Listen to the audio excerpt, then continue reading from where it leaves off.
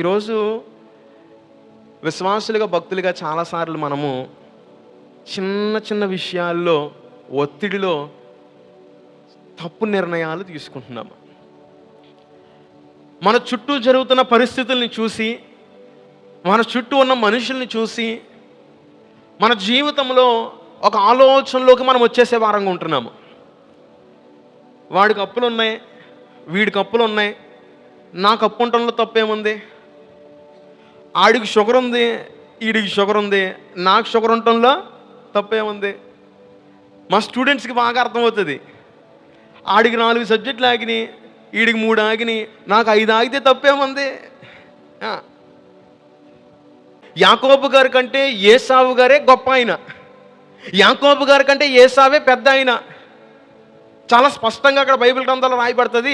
ఇద్దరు తల్లి గర్భంలో నుండి బయటికి రావడానికి కూడా పోరాడారంట.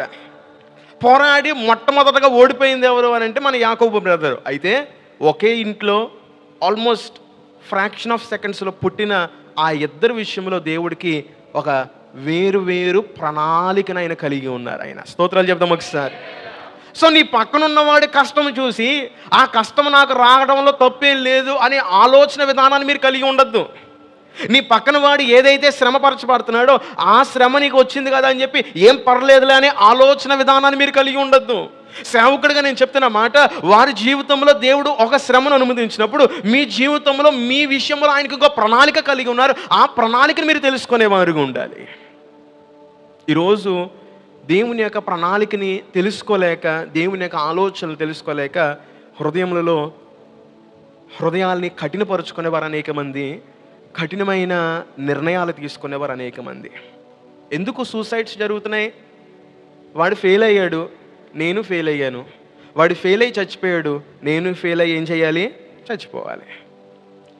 ఎందుకు సూసైడ్ జరుగుతున్నాయి? వాడి వివాహ జీవితంలో వాడు నష్టపోయాడు, నేను నా వివాహ జీవితంలో నష్టపోయాను. వాడు వివాహ జీవితంలో నష్టపోయి ఏం చేశాడు? సూసైడ్ చేసుకొని చచ్చిపోయాడు. నేనేం చేస్తానంటే నా వివాహ జీవితంలో నష్టపోయాను కాబట్టి సూసైడ్ చేసుకొని చచ్చిపోతాను. ఈ మందు తాగే వాళ్ళ గురించి ఎందుకు తాగుతున్నావు అని అంటే ప్రతి ఒక్కడికి దాని వెనకాల ఒక స్టోరీ ఉంటుంది. మందు తాగే ప్రతి ఒక్కడికి అయితే ఫ్రెండ్ అలవాటు చేసిందో, లేదనంటే ఒత్తిళ్ళ వల్ల కలిగిందో. అవును, నిజమే, ఒత్తిడి ఉంది, కష్టం ఉంది, శ్రమ ఉంది. అప్పుడు నీ పక్కన వచ్చి ఎవడో ఒక పనికిమాలినోడో చెప్తాడు, రే దీని నుంచి నీకు బయటికి రావాలంటే ఒక పెగ్గేసుకుంటే సరిపోయిద్దిరా అని చెప్తాడు. ఆడి మాట నమ్ముతున్నావు కానీ దేవుని మాట మాత్రం మనము నమ్మలేకపోతున్నాం. జీవితంలో ఒక కష్టం వచ్చినప్పుడు, ఒక శ్రమ వచ్చినప్పుడు, ఒక ఇబ్బంది వచ్చినప్పుడు, ఒకవేళ మీ కుటుంబం మీద ఎవరైనా ఏదైనా చేయించారేమో, పలానా వాళ్ళ దగ్గరికి వెళ్తే ఖచ్చితంగా వారు చెప్తారంట మా విషయంలో ఇలా జరిగింది అని చెప్పినప్పుడు నువ్వు వారిని నమ్ముతున్నావు కానీ నువ్వు దేవుని నమ్మలేకపోతున్నావు. ఇశ్రాయేలు ప్రజల విషయంలో జరిగింది అదే. వారి ఆలోచన విధానము ఈ లోకంలో ఉన్న వారి యొక్క ఆలోచన విధానము వలె ఉన్నదంట. దానివల్ల దేవుని మీద వారికి ఉన్న విశ్వాసము సన్నగిలిపోయిందండి. దేవుని మీద వారికి ఉన్న నమ్మకం సన్నగిలిపోయింది.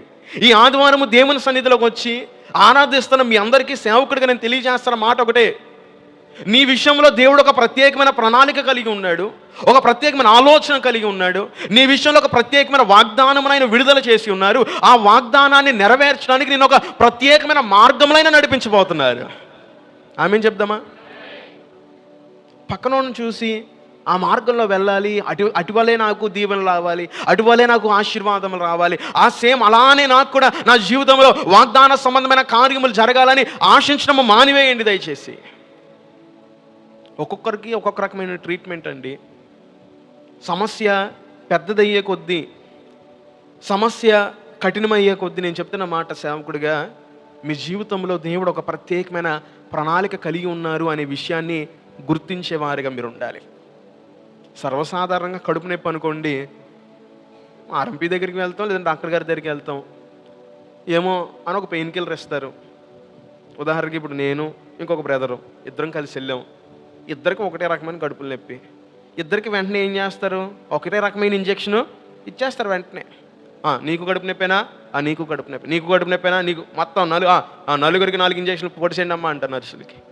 అయితే దాని యొక్క తీవ్రత పెరిగినప్పుడు, when the intensity increases, నేను అంటున్న మాట, మీ జీవితంలో సమస్యలు అనే తీవ్రత పెరుగుతున్నప్పుడు ఒక విషయాన్ని మీరు గ్రహించుకునే వారుగా ఉండాలి. సర్వసాధారణంగా అందరి విషయంలో దేవుడు మీ విషయంలో కార్యములు జరిగించట్లా. అందరి విషయంలో జరిగించినట్లు ఆయన ప్రణాళిక మీ విషయంలో ఆయన కలిగి ఉండలేదు. సమస్య తీవ్రత పెరుగుతుంది అని అంటే దాని విషయంలో మనం గ్రహించాల్సిన విషయం ఏంటి అంటే దేవుడు ఒక ప్రత్యేకమైన ఆలోచన మన విషయంలో కలిగి ఉన్నాడు. అందుకనే సమస్య యొక్క తీవ్రత అంతకంతకు అత్యధికమవుతుంది. అక్కడ నలుగురికి 4 ఇంజక్షన్లు ఇచ్చిన తర్వాత ముగ్గురికి తగ్గుతుంది, నాకు మాత్రం తగ్గదు. డాక్టర్ గారి దగ్గరికి వెళ్ళి, డాక్టర్ గారు నాకు తగ్గలేదు. బాబు మీకు తగ్గిందా? ముగ్గురికి తగ్గింది, వీటికి తగ్గలేదంటే వీడికి స్పెషల్ ట్రీట్మెంట్ ఇవ్వాల్సిందే, స్పెషల్ ప్లాన్ వేయాల్సిందే. ఏమండి, దేవుడు మన జీవితంలో అటు విధమైన ఆలోచన ఆయన కలిగి ఉంటారండి.